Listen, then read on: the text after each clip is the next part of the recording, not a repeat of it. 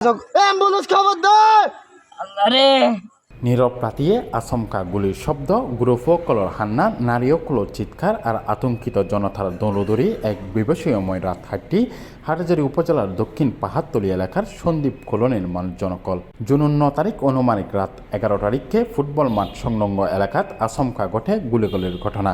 তলিতে সুমনের সাথে বহিরাগত 10 থেকে 15 জন বহিরাগত সন্ত্রাস এখানে থাকে। ওই সন্ত্রাসগুলা এই আন্তর্জাতিক অত্র এলাকায় রাত্রে দেশীয় অস্ত্র, রামদা, ক্রিস এগুলা নিয়ে চলাফেরা করার পরে দুইজন আমাদের একজন ভাই আরিফ, একজন ভাই রিফাত, আরেকজন ভাই হচ্ছে এনাম,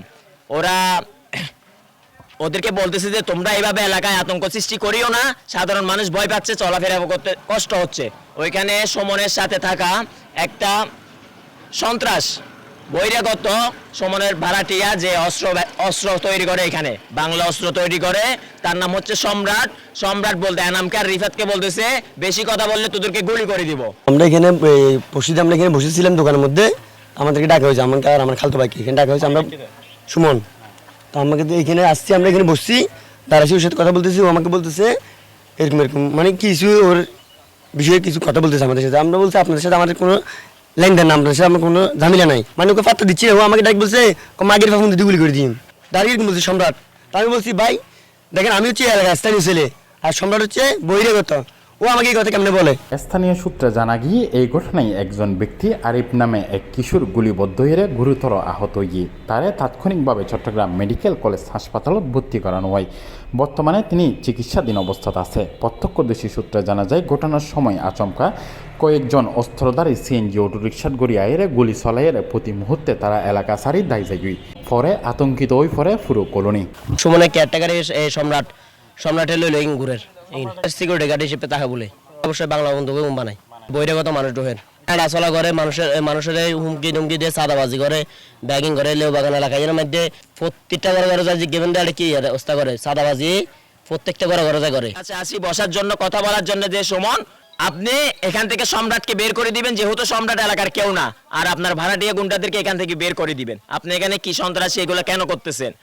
সুমন বলতেছে আমি এগুলা করব, তোদের যদি কোনো হ্যারাম থাকে, পাওয়ার থাকে, তোরা কি করে দেখাইস। আওয়ামী লীগের সাথে হাত মিলে এলাকায় অনেক কিছু করছো, এলাকার মানুষকে শান্তিতে থাকতে দেয় না। 7-8 বছর এলাকার মানুষ তোমার জন্য অতিষ্ঠ হয়ে গেছে, তুমি আর এখানে কোনো দলের নাম বিক্রি করে কিছু করিও না। স্থানীয় কলের অভিযোগ উগ্র সন্ত্রাসী পরিচিত গ্রুপ এই ঘটনাগান ঘটি। তারা দাবি করছি তারা এলাকার মধ্যে এনে সুমন নামে এক ব্যক্তি রাজনৈতিক বিরোধের জেরে প্রতিপক্ষ গোষ্ঠীর দিয়ে এই হামলা চলাই বলেও তারা জানায়। গুলির ঘটনার পরপরই আরখান সহিংসতার ঘটনা ঘটি। সুমনের বসতঘরত অনুমানিক রাত 12 তারিখে উত্তেজিত এলাকাবাসী অকল অন্ধরাই দিয়ে বলি অভিযোগ তুললি সুমনের স্ত্রী সালমা। গতকালকে রাত্রে এখানে 200-300 সন্ত্রাসী আমার ঘরে হামলা করে, ভাঙচুর করে, আমার গেট ভাঙচুর করে, উপরে সিঁড়ি ঘরে টিন কেটে দেয়, তারপরে উপরে ছাদের দরজা ভেঙে ফেলে, আমার ঘরে ঢুকে ফেলে এবং ঘরে আগুন জ্বালাই দেয়। আমার এগুলা কিছু সন্ত্রাসী, এলাকার কিছু সন্ত্রাসী এরা এগুলো করছে। আমাদের সাথে এগুলো রিসার্চ ইচ্ছে করে এগুলো শত্রুতা করতেছে, না হলে ওদের সাথে আমাদের কোনো শত্রুতার কোনো কারণ নাই, কিন্তু ওরা ইচ্ছে করে আমাদের সাথে এগুলো শত্রুতা করতেছে শুধু আমার হাজব্যান্ডকে ফাঁসানোর জন্য, আমাদের সাথে সমস্যা করার জন্য। এটা সম্পূর্ণ মিথ্যা কথা বা নোয়াট, এটা ওদের সাজানো প্ল্যান। আমার হাজব্যান্ড এই বিষয়ে কিছু জানে না, তারপরে এখানে আইন আছে, আদালত আছে, এখানে পুলিশেরা তদন্ত করলে বুঝতে পারবে যে এখানে কে হয়েছে, কে নির্দোষ, কে দোষী। কিন্তু আমার হাজব্যান্ডের কোনো হাত ছিল না, এখানে আমার হাজব্যান্ড ছিল না। যাকে মারছে তার অবশ্যই উপযুক্ত তদন্ত করে উপযুক্ত শাস্তি হোক, সেটা আমি চাই, সেটা যে করুক, কিন্তু আমার হাজব্যান্ড করে না, এসব আমার হাজব্যান্ড ছিল না। এলাকা জুড়ে এখন আতঙ্ক এবং অনিশ্চয়তা ফতিত হুনত মেদে ছাপা উত্তেজনা মানুষের মনত একখান প্রশ্ন এই নিরাপত্তাহীনতা আর কতদিন। স্থানীয় প্রশাসন এখন পর্যন্ত কোনো আনুষ্ঠানিক বিবৃতি ন দেয়, তবে এলাকাবাসী অকল দ্রুত নিরাপত্তা জোরদার এবং দোষী অকলের বিচারের আওতাত আনানোর দাবি জানায়নি। Shoaib Rahman, C+ TV, Chittagong.